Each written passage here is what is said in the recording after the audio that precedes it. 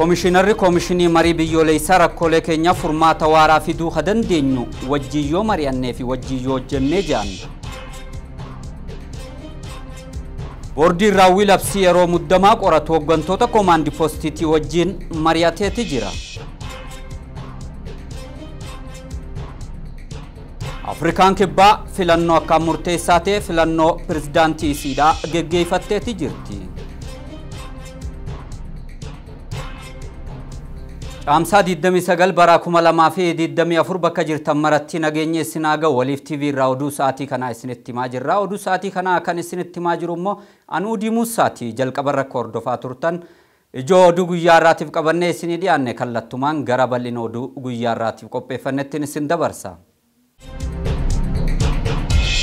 Komishinarri Komishinii Marii Biyyoolessaa rakkoolee keenya furmaata waaraa fiduu dandeenyu wajjiyyoo mari'annee fi wajjiyyoo hojjenne jaaniitti jiru. Rakkoolee keenyaaf furmaata waaraa fiduu dandeenyu wajjiyyoo mari'annee fi wajjiyyoo kan hojjennu taate jechuudhaan Komishinarri Muummeen Komishinii Marii Biyyoolessaa Itoophiyaadha Piroofeesar Masfiin Arayaa himaniitti jiru.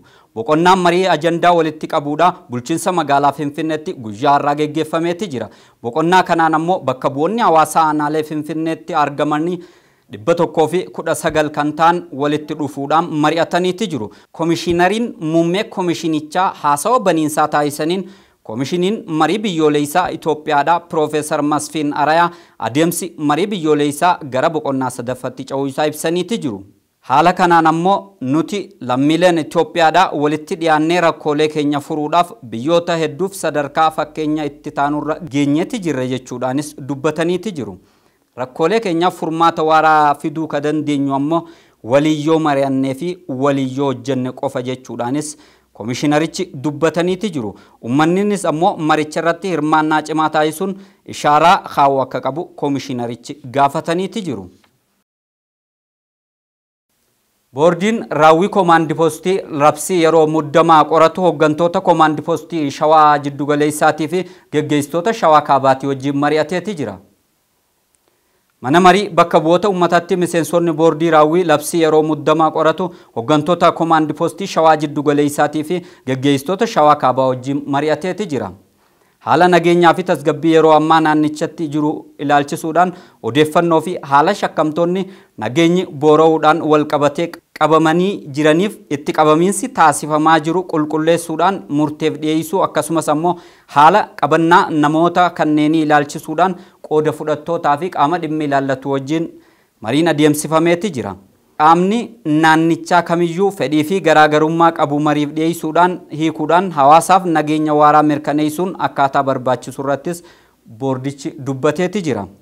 Odeeffannoo namoota labsii hatattamaan shakkamanii qabamanii qulqulleeffamee akkaataa ciminaa fi laafina leenjii haaromsaa irraa odeeffannoon namoota labsii hatattamaatiin shakkamanii qabamaniitii fi kanneen ammoo mana amala sirreessaa garaagaraa keessatti argamanii akkaataa ciminaa fi laafina leenjii haaromsaa irraa hanga mana murtiitti dhiyeessutti akkaataa itti hojjetamee fi hojjetamaa jiru ilaalchisuudhaanis miseensonni boordichaa ibsa kenname fudhataniiti jiru. Haalli nageenya godinichaa iddoowwan adda addaatti ture fooyya'uu akkasumas ammoo haalli guutummaa naannoo labsiin yeroo muddamaa itti labsametti jiru fooyya'aa dhufuu isaatis ammoo kana biras dabruudhaan hojiileen misoomaa idileen raawwatamaa akka jiranis maricha irratti dubbatameeti jira.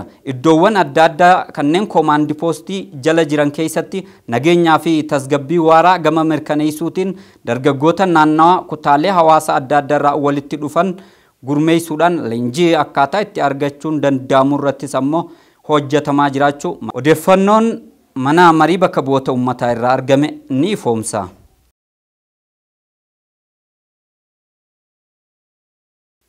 Yaa'iin qulqulluu Sinidoosii geggeeffamuu eegaleeti jira. Mana amantaa Kiristaanaa Ortodoksii waloomatti yaa'iin qulqulluu Sinidoosii geggeeffamuu jalqabeeti jira. Rakkoolee yeroo garaagaraatti mana amantichaa mudatu marii ogummaa fi seeraanii kun murteessaa ta'u Paatiriyaarkiin mana amantaa Kiristaanaa Ortodoksii waleemaa eebbifamu Abunaa Maatiyaas ibsaniiti jiru. Rakkoo waloof furmaata waloo kennuuf nageenya jidduu galeeffachuudhaan seeraa fi sirna hordofuun marii taasisuun barbaachisaa ta'uu isaaniitis dubbataniiti jiru. Yaa'icharratti rakkoolee jiran haala furuun danda'amuu fi dhimmoota adda addaa irratti mari'achuun murtoo biyyaa fi uummata fayyadu dabarsuun barbaachisaa ta'uunis ammoo eerameeti jira. Ambaasaadar Taayyee Asqasillaasee itti aanaa muummicha ministeera Niwuzilaandii wajjin mari'ataniiti jiru. Ministeera dhimma alaa Ambaasaadar Taayyee Asqasillaasee itti aanaa ministeera muummeetii fi ministeera dhimma alaa Niwuzilaandii wajjin marii taasisaniiti jiru. Dhimmoota siyaasaa, dinagdee fi deeggarsa namoomaa hariiroo biyyoota lamaaniitii fi haala waqtawaa idil addunyaa irratti marii adeemsisuu isaanii ragaan fuula miidiyaalee hawaasaa ministeera dhimma alaa Itoophiyaa irraa arganne ni ifoomsa. Odeeffannoo maddeen alaa irraa arganneen ammoo Ireland, Norway fi Spain beekamtii abbaa biyyummaa Filisxeemiif kennaniiti jiru. Ministeerri muummee Israa'el ammoo gama biraatiin kaabinee waraana isaa diiguuf ijaameeti jira. Guutuu gabaasa kana ammoo waayillee keenya Girmaa Guddisaa akka itti aanutti isin dhiyeessa. Today, Ireland, Norway and Spain are announcing that we recognize the state of Palestine.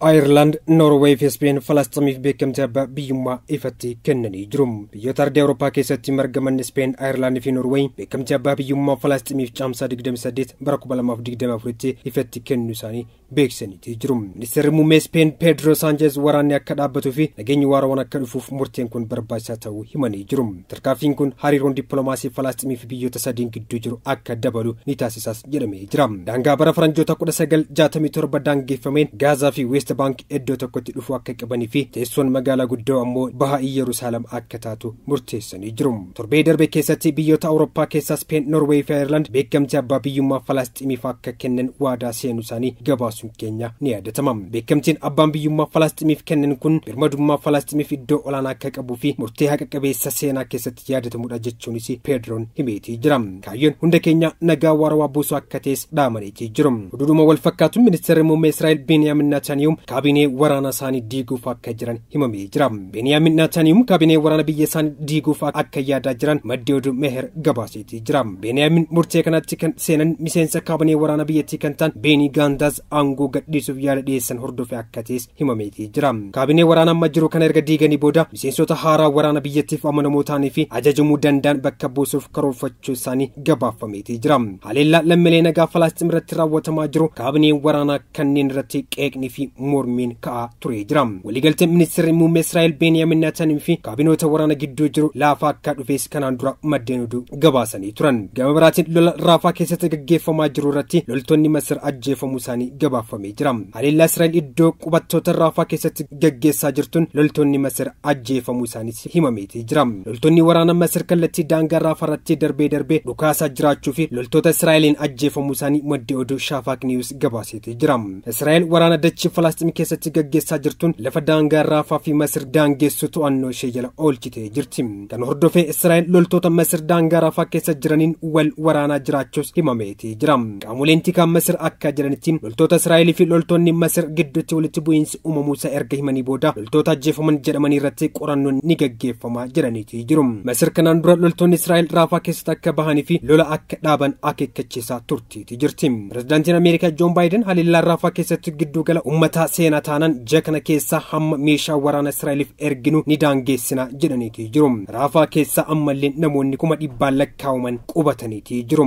Waraana kana keessa lubbuun namaa nagaa kamiyyuu darbuu hin qabu jechuunis Baayiden himaniitii jiru. Ministeerri Haajaa Ameerikaa waraanni Israa'el haleellaa raawwatee hatattamaan akka qoratuu fi dhiyeenyatti hordofaa jirraas jedhaniitii jiru. Raafaa keessatti opereeshiniin lafoo taasifamu kamiyyuu hin deeggarru jechuun dubbii himan White House John Kirbiin dubbataniitii jiru. Haleellaan akkasii raawwatamnaan pireezidaantichi deeggarsa irratti murtoo isaanii akka geeddaran ni taasisaa jechuunis himaniitii jiru.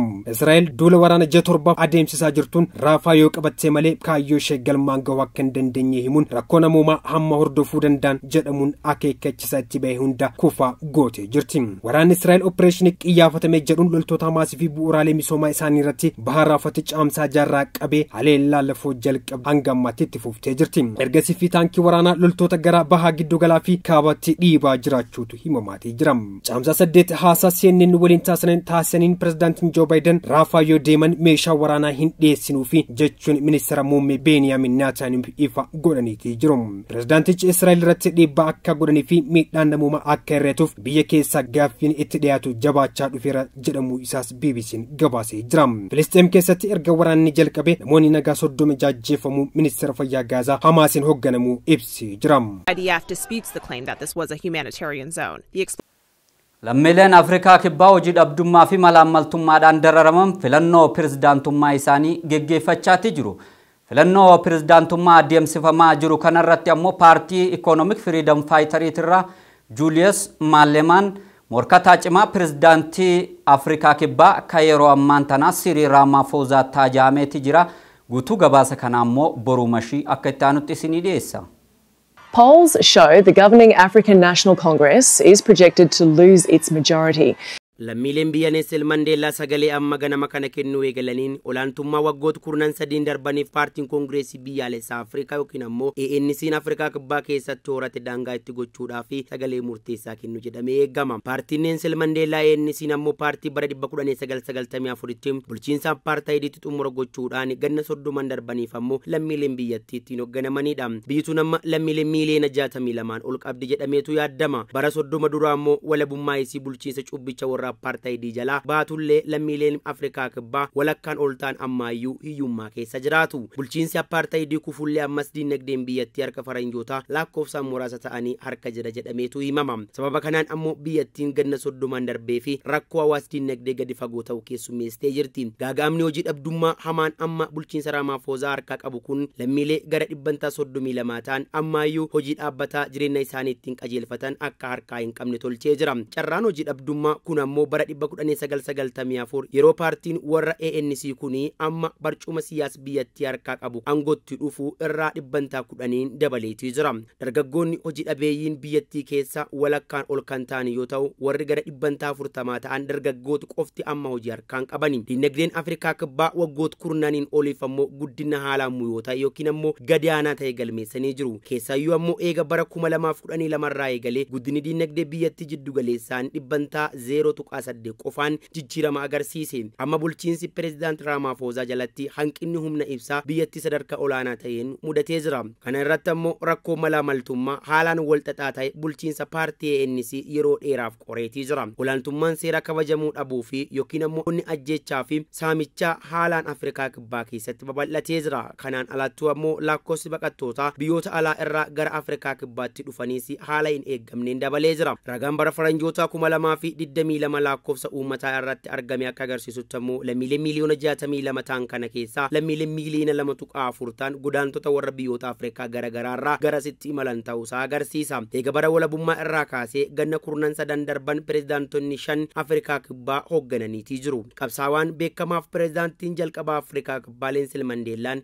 ganna 5 fi biyyattii hoogganuudhaan barcuma siyaasa biyyattii karaa diimokiraatawaa ta'een bara 1999 pirezidaantii Tiyaaboo Mbekitti dabarsee kenneetii jira. Mbekiin ammoo hanga bara 2004tti biyyattii gaggeessuudhaan ganna 9 duuba Kigaaleematti barcuma siyaasa biyyattii dabarsee naannessee ture. Sanduuba ammoo pirezidaantii Jaakob Zuumaan hallangee bulchiinsa biyyattii fudhachuudhaan ganna 8 biyya Afrikaa kibbaa gaggeesseetu jira. Hunda caalaa garuu bulchiinsi Jaakob Zuumaa malamaltummaadhaan biyyattii tortorseera jedhameetu himatama. Kaabinee isaa dabalatee Jaakob Zuumaanillee yakkootaa fi sanada malamaltummaa hedduudhaan himanni irratti banamee ture. Cyril Ramaphosa ammoo hanga halangee bulchiinsa Afrikaa kibbaa fuudhanii amma ganna jaaguutaniitu jiru. Bulchiinsi isaanii ammoo yeroo kamuu caalaa hojii dhabdummaadhaa fi lammiilee Afrikaa kibbaa saaxileetti jira. Biyyi ganna 30 darbanii fi namoota gurraachaan hoogganamaa baatee Afrikaan kibbaa haga ammaa diinagdee bara apartheidii harka lammiilee warra adiitiif garboonfattootaa seenee to'achuu fi rakkataniitu jiru. Amma lammiileen gara miiliyoona 27 ta'anii hojii dhabdummaa, malamaltummaa fi yakkoota hannaa fi ajjeechaa fi saaxilamanii jiran kun paartii ANC yookiin ni filatu yookiin ammoo ta'uu baannaan ni kuffisu jedhameetu eegama. Paartiileen lama kan The Economic Freedom Fighters jedhamanii fi paartiin The Democratic Alliance jedhaman warra paartii ANC waliin wal dorgommii jabaa keessa seenaniiru jedhameetu yaaddama. Julius Malema ammoo paartii The Economic Freedom Fighter irraa dorgomaa cimaa President Cyril Ramaphosa jedhameetu eegamaa jira. Filannoon kun guyyaa har'aa gara dhumaarra kagoolabamu yoo ta'u yeroo gabaabaa keessatti ammoo bu'aan filannoo kanaa ifa ni godhama jedhameetu eegama. Waliif TV irraa oduu isin biraan gaa turre kanumaan raawwanneeti jira. Qophiilee Waliif TV haarfaan itti fufu yeroo gaarii qabaadha.